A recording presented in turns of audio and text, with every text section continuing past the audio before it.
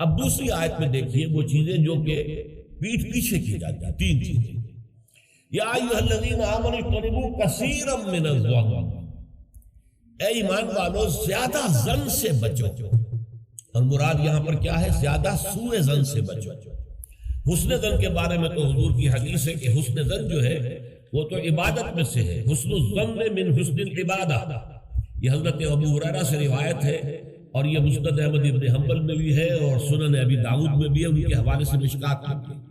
اس اعتبار سے حسن ظن تو مسلمان کا وصف ہے، سب سے حسن ظن رکھنا، الا یہ کہ کوئی شخص ثابت کر دے کہ میں حسن ظن کے قابل نہیں ہوں، پھر آئندہ کے لیے محتاط رہیے. لیکن کسی سے کوئی معاملہ شروع ہی سے بدظنی پر نہ کیجیے، سوء ظن پر نہ کیجیے.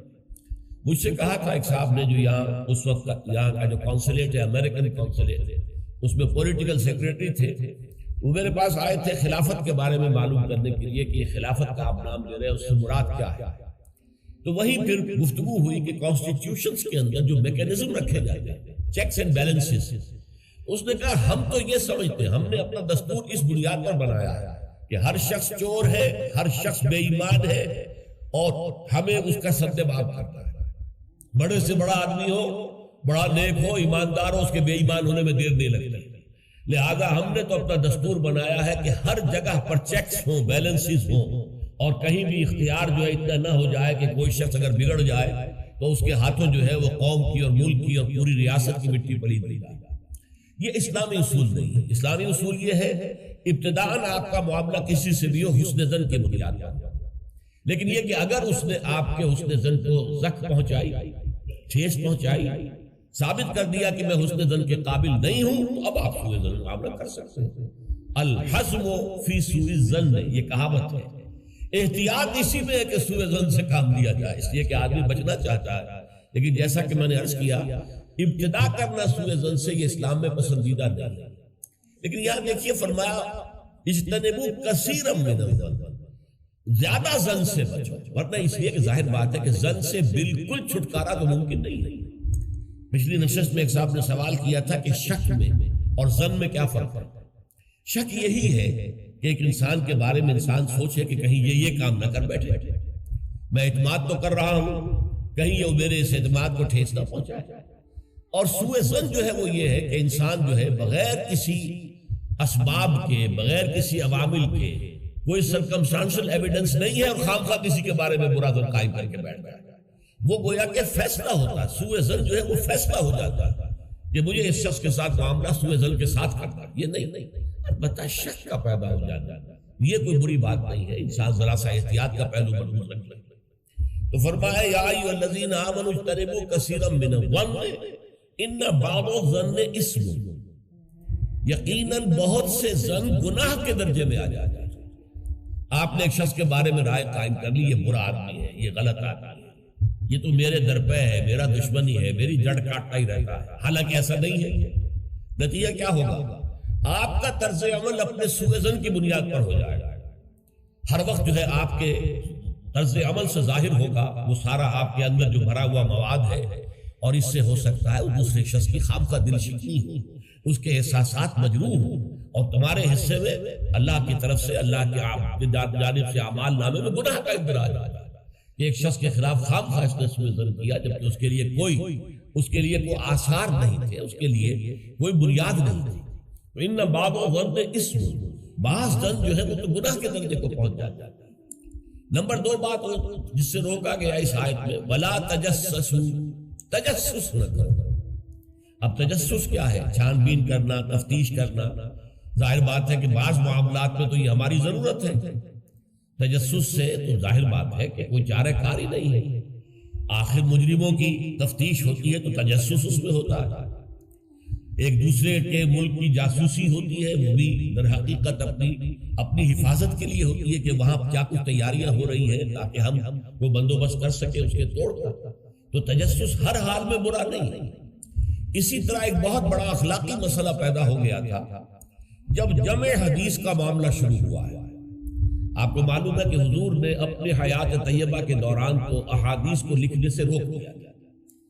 آپ کا حکم تھا لا تکتبوا عنی الا القرآن، مجھ سے کوئی شے نہ لکھو سوائے قرآن کے، اس لیے کہ اندیشہ تھا کہ گڑبڑ نہ ہو جائے گا۔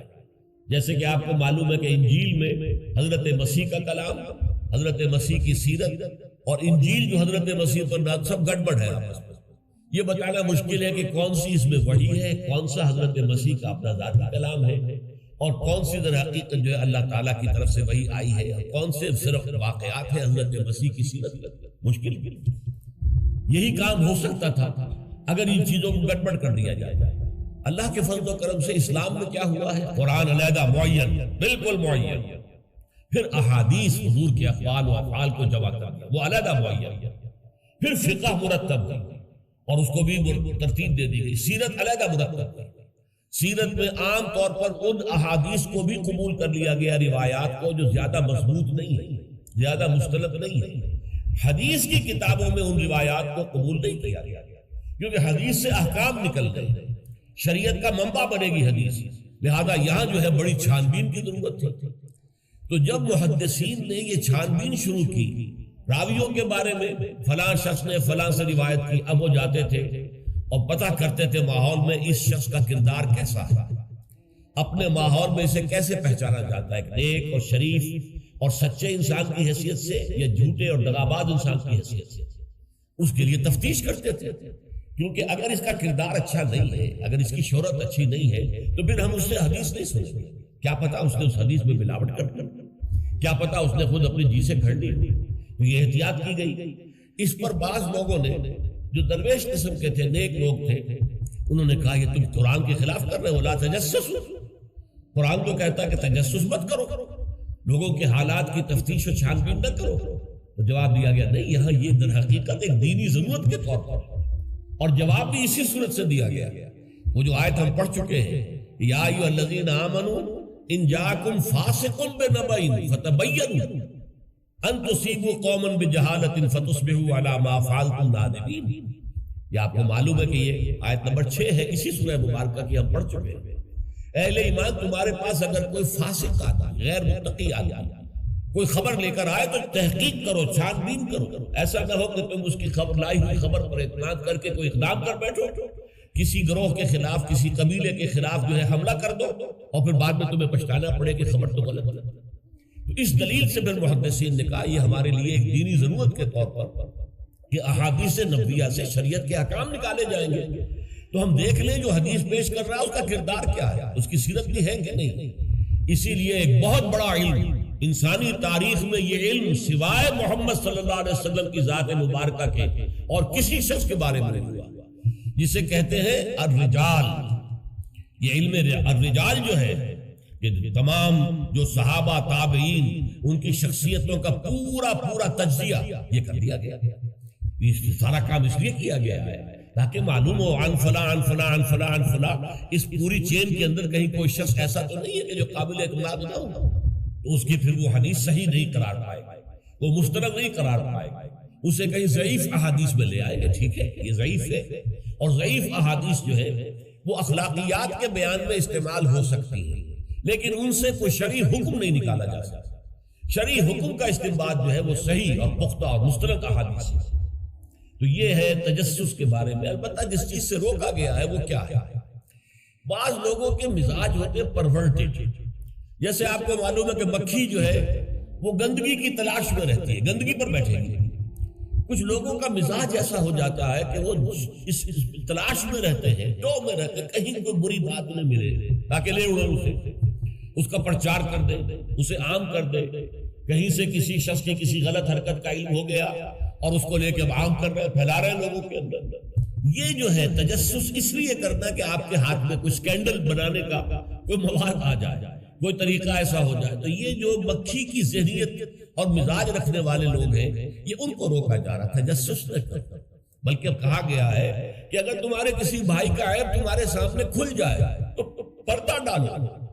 تم اگر دنیا میں اپنے کسی بھائی کے عیب کی پردہ پوشی کرو گے تو قیامت کے دن اللہ تعالیٰ تمہارے عیوب کی پردہ پوشی کرے گا، اور اگر تم دنیا میں اپنے بھائیوں کی پردہ دری کرو گے تو اللہ تعالیٰ تمہیں رسوا کرے گا تمام لوگوں کے سامنے قیامت کے دن۔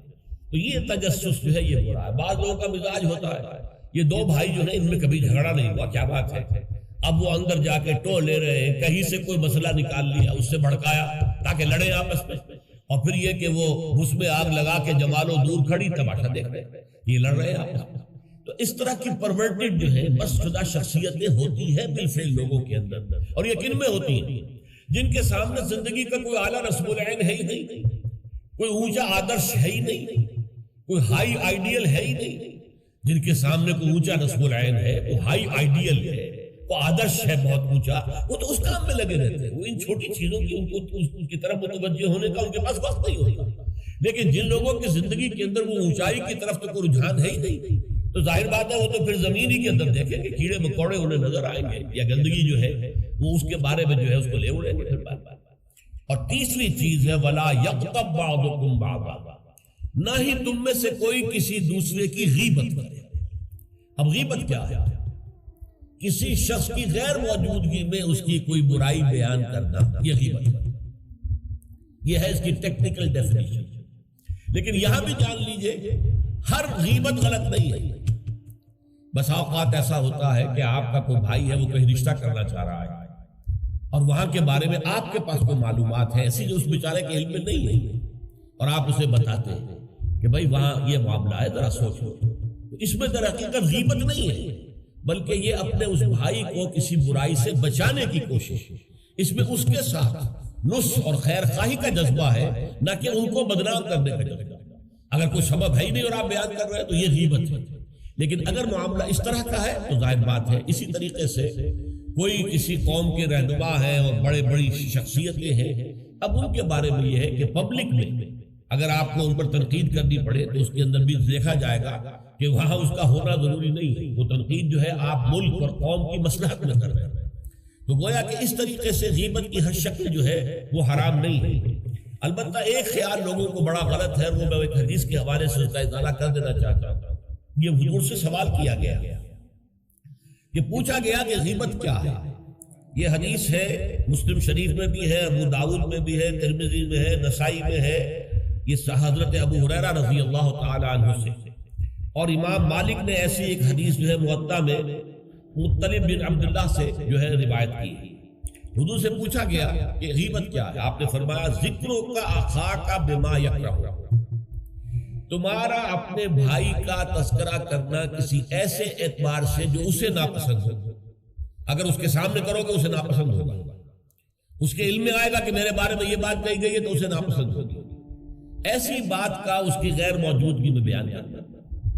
اب قیلا کہا گیا، سوال کیا گیا، افرأیتا کہ حضور آپ ذرا غور کیجئے، ان کان فی اخی ما اقول، اگر میرے بھائی میں وہ شے واقعتاً موجود ہے جو میں کہہ رہا ہوں تو کیا اس صورت میں بھی غیبت ہوگی؟